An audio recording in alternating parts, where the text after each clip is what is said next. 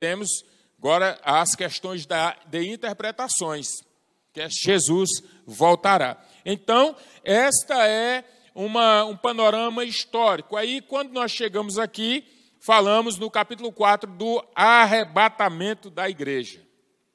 O que é isso, pastor? Arrebatamento da igreja.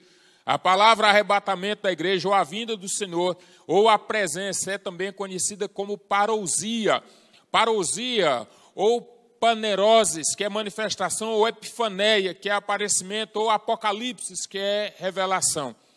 Para todos os textos nós temos aí, principalmente nos evangelhos, os evangelistas, várias partes apresentando a parousia, ou a vinda do Senhor. Jesus Cristo vai voltar, esta é uma realidade. Jesus Cristo vai voltar e esta realidade é indiscutível. A crença na sua volta ou a não crença na sua volta não anula a promessa feita da sua volta. Jesus vai voltar. E aí, se esse Jesus vai voltar, ele vai voltar em duas fases. Duas fases haverá essa manifestação da parousia. A primeira fase, somente os salvos. Somente os salvos. Ninguém vai saber, a menos que ele seja um salvo, de que a igreja foi arrebatada. De que a igreja foi arrancada da terra, foi capturada da terra. Ninguém vai saber, somente a própria igreja. Então, somente os salvos. A igreja será levada, Cristo não vai pisar nessa terra e os mortos ressuscitarão primeiro. Então, esse grupo é o grupo que vai ver Jesus, que vai encontrar com ele nos ares, que vai encontrar com ele não nessa terra. E somente esse grupo verá o grupo dos salvos, a igreja que será levada, Cristo não pisará na terra, os mortos ressuscitarão. E agora a questão é para onde e como vai ficar esta humanidade aqui? Como vão ficar essas pessoas? Porque na segunda fase todos verão. A igreja, na primeira fase, ela é levada. A igreja, na segunda fase, ela volta, ela retorna juntamente com o seu Senhor. Cristo não pisa na terra na primeira fase. Na segunda fase, Cristo pisa na terra. E os mortos ressuscitaram na primeira fase. Na segunda fase, julgamento das nações e estabelecimento do milênio. E aí, dentro dessas propostas aqui, nós vamos observar alguns textos bíblicos, mais precisamente Zacarias capítulo 14, versículo do 1 ao 5, e também outros textos que vão convergir com esta verdade. Então, Jesus Cristo, ele estará voltando para buscar a sua igreja. Agora, a pergunta que eu faço é, para os salvos, o sentimento deles é qual? Eu diria, contentamento. Para os crentes que ficarem, angústia. Para os crentes que ficarem, angústia. Imagina você dentro da igreja, que não seja você, obviamente, mas de repente alguém dentro da igreja, cantando, adorando, supostamente adorando, quem sabe até de joelhos dobrados, e de repente quando ele, porque diz a Bíblia, em um momento não abrir e fechar de olhos, enquanto ele pisca, muitas pessoas desaparecem simultaneamente e ele está ali olhando. Qual é o sentimento dessa pessoa? Será qual é o sentimento desse sujeito quando ele perceber que todo mundo foi e ele ficou? Ou quando ele perceber que ele foi e outros ficaram? Para os salvos, contentamento, regozijo, alegria, felicidade, sensação de dever cumprido, sensação de gozo, porque está agora com o seu Senhor. Mas para os crentes que ficaram, só angústia, só as perguntas que nunca mais haverá resposta para elas, só a dor de ter ficado, a dor de poder ter valorizado mais, a dor de poder ter abraçado mais, a dor de poder ter orado mais, a dor de poder ter lido mais, ter obedecido mais, ter sido mais fiel do que o que foi. Então, para os incrédulos, somente interrogações. Para onde foram essas pessoas? Para a ciência, só restará a especulação científica para tentar comprovar para onde foi. Mas nenhuma das respostas serão suficientes, porque passados os 7 anos, passados da grande tribulação, passados por esse processo, Jesus voltará e agora todo olho o verá. Todos aqueles que lhe rejeitaram verão. E a igreja voltará juntamente com ele. E agora a ciência vai saber para onde foi e onde estava. Agora todos vão ter conhecimento de onde este povo estava.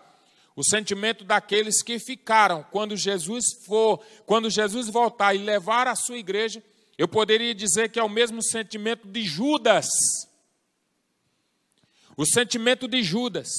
Judas ficou com remorso no seu coração e saiu da presença do Senhor e foi se enforcar. É o que diz o texto bíblico.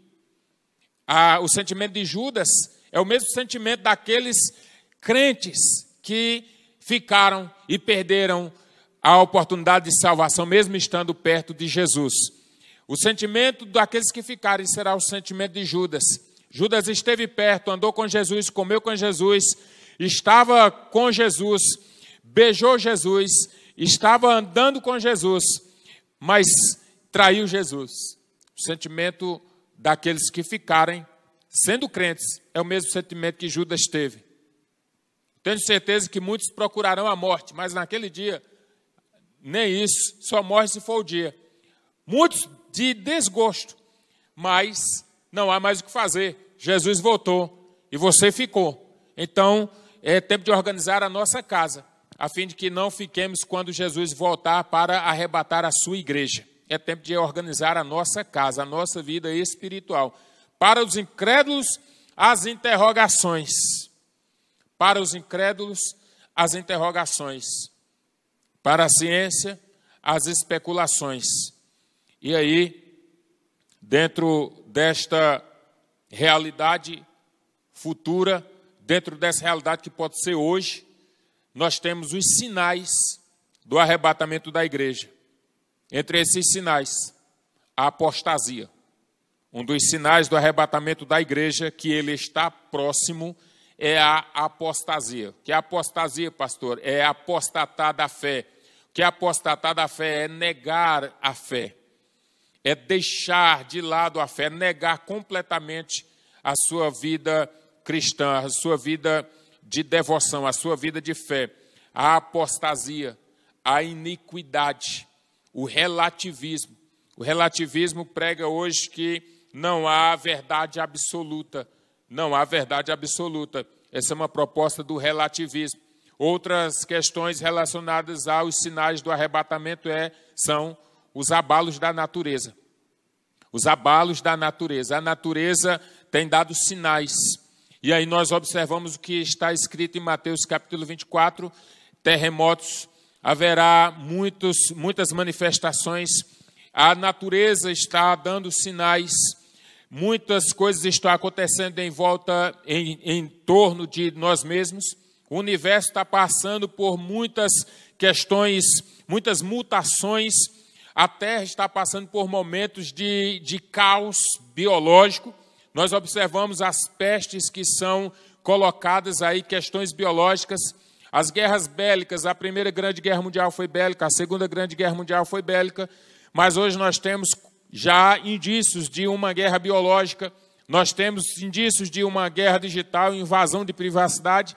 Então, muitas situações, muitas questões estão acontecendo em torno disso. E parece que tem gente que ainda não percebeu os abalos da natureza. A violência é outro sinal de arrebatamento. Aquele dia está escrito assim que pai contra filho, filho contra pai, irmão contra irmão. O que nós vemos hoje é a banalização da vida. A vida já não vale muita coisa, parece. Pais matam filhos, filhos matam pais, familiares não se entendem mais. A vida é resumida a uma mera expressão, um sentimento vago que ninguém sabe sequer descrever. Não há mais amor, não há mais relacionamentos. O que nós percebemos hoje é que, com tanto avanço científico e com tantas proliferações do mundo digital, as pessoas têm se dissocializado, têm esfriado. O amor das pessoas tem ido por água abaixo. Então, essas pessoas têm se isolado, têm se excluído. E isto também é produto de sinais do arrebatamento da igreja. A fome, quantas pessoas no mundo não têm passado fome, não têm sofrido males, pessoas morrendo à míngua, pessoas passando extremas dificuldades. Isso se dá porque é cumprimento da palavra do Senhor. A escassez, observe que uma singela paralisação de caminhoneiros no Brasil provocou um colapso dentro do sistema de distribuição de alimentos no nosso país, ao ponto de parar supermercados, parar feiras, parar tudo praticamente, parar o trânsito, parar combustível, parar tudo, que isso é escassez. E essa escassez também faz parte de sinais da volta de Jesus. Eu disse, uma singela paralisação de caminhoneiros. Agora imagine se fosse os caminhoneiros não parando porque eles quisessem fazer protesto, mas parando por não ter mercadorias para carregar. Feirantes parando porque não tem mais nada a vender na feira. Supermercados fechando porque não tem mais nada a vender no supermercado. Pessoas fechando todos os seus estabelecimentos porque não tem mais nada o que vender, não tem o que comprar, não tem onde comprar, nem tem como comprar. Essa é uma realidade que está se agigantando para que a igreja entenda que é necessário voltar-se ao propósito da verdadeira devoção, onde se aguarda o cumprimento da promessa de que Jesus vai voltar. Eu poderia falar também dos falsos profetas. Os falsos profetas, Jesus diz, quando dissereis o Cristo está aqui, não creiais, ou o Cristo está ali também, não creiais, porque muitos virão em nome dele, dizendo muitas coisas, e se possível for até os escolhidos, eles enganariam. Quando disser haverá paz, tome cuidado, porque aí haverá uma proposta sagaz do inimigo, porque a verdadeira paz só Jesus pode dar. Mas o mundo não gera paz. A falta de amor que tem tomado de conta de todas as pessoas, muitas pessoas deixando o amor ao próximo, deixando de lado todas as propostas do amor em Deus em relação à manifestação do amor ao próximo. Então, esses são indícios de que haverá sim o arrebatamento da igreja. A igreja será arrebatada. A igreja será arrebatada. A igreja será arrebatada. E aí, recapitulando aqui, eu digo e que fique bem claro e que não tenha sombra de dúvida nem de variação no que vou dizer. Nós caminhamos em uma linha teológica, em uma interpretação futurista, dispensacionalismo moderado, cremos no pré-milenismo, no pré-tribulacionismo. A igreja não passará pela grande tribulação, a igreja será arrebatada.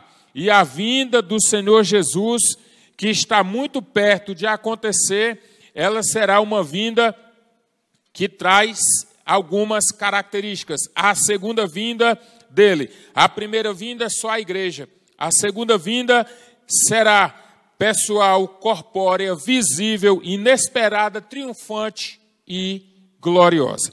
A igreja será arrebatada. Na primeira vinda, Jesus voltará, não pisará na terra. Na segunda vinda, todo olho verá. A segunda vinda será pessoal, corpórea, visível, inesperada e triunfante.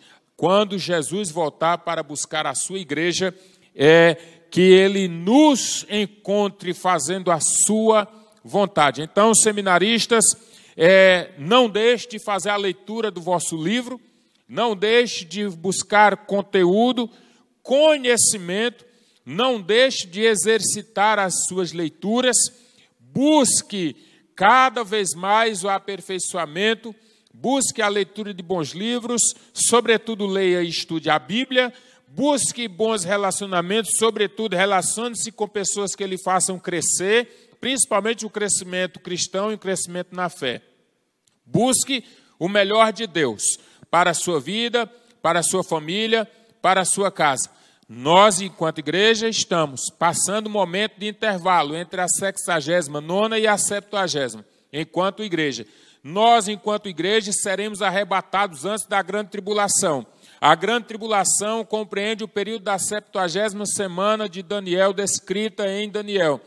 A igreja será arrebatada, a igreja será triunfante e gloriosa, a igreja voltará com Cristo, estabelecerá Cristo o milênio, a igreja reinará com Cristo durante 1000 anos, Satanás será preso. Só depois é que estabelecerá o julgamento de todos, onde a terra, o mar, os rios, tudo dará conta dos seus mortos, a fim de que todos sejam julgados, uns para a condenação eterna e outros para a vida eterna. Deus abençoe em nome de Jesus, continue buscando crescimento até que Jesus volte. Deus abençoe.